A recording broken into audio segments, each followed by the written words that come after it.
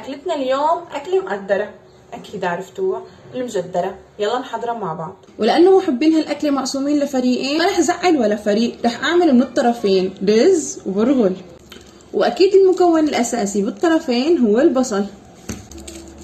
رح أقشرهم وأقطعهم جناح. صحيح قبل ما أقطع البصل رح روح رد العدس على النار، بس رح أغسله كذا مرة وبعدين حطه على النار. عملت كاسة كبيرة مشان نقسمها بعدين بالنص للطرفين، الرز والبرغل. ما بسلقه سلقة كاملة، خليه نص سلقة مشان ما يطلع مهروس هرس. إذا هلأ خليته ينسلق سلقة كاملة ورجعت بعدين حطيته مع المجدرة رح ينهرس هرس. هلأ أنا عملته نص سلقة بس، هلأ رح طفي تحته. بما انه في عنا طبختين، مجدرة الرز رح انزل عليها بشوية زيت نباتي وبمعلقة من السمنة. اما مجدرة البرغل فرح انزل عليها بمعلقة من الزبدة وشوية من الزيت الحلو. هلا بقسم كمية البصل بالنص لهون ولهون. جماعة البرغل لهون وجماعة الرز لهون، بس ياخدوا اللون الذهبي رح طالعهم من الزيت. هلا بعد ما رفعت البصل انا هون عندي الرز والبرغل غسلتهم وصفيتهم. هلا بدي احمصهم هيك، يعني بدي اقلبهم تقليبه بهذا الزيت البصل. رح نزل الرز ورح نزل البرغل. هلا انا بدي اخذ مية العدس واطبخ فيها.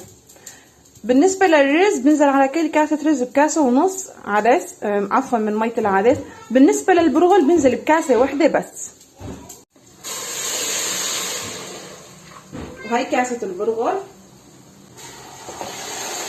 وهي كاسات الرز.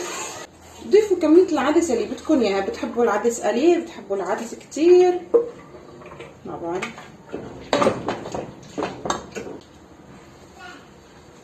كتبوا لي بالتعليقات بتحطوا لها ماجي للمجدرة ولا لا.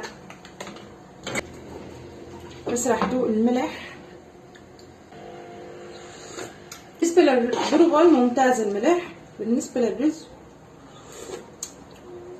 الرز لسه بدها شوية ملح، لسه معلقة ملح للرز. لا تنسوا انه نحن قلينا لما قلينا البصل رشينا له ملح، يعني فمشان هيك انا عم دوق ملحه.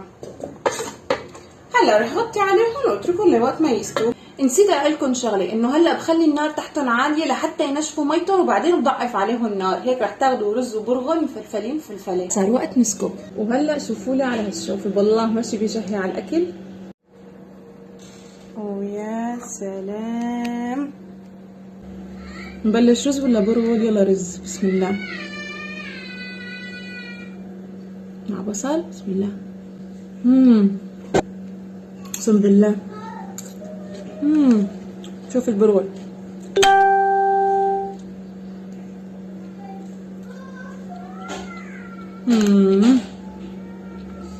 مع مخلل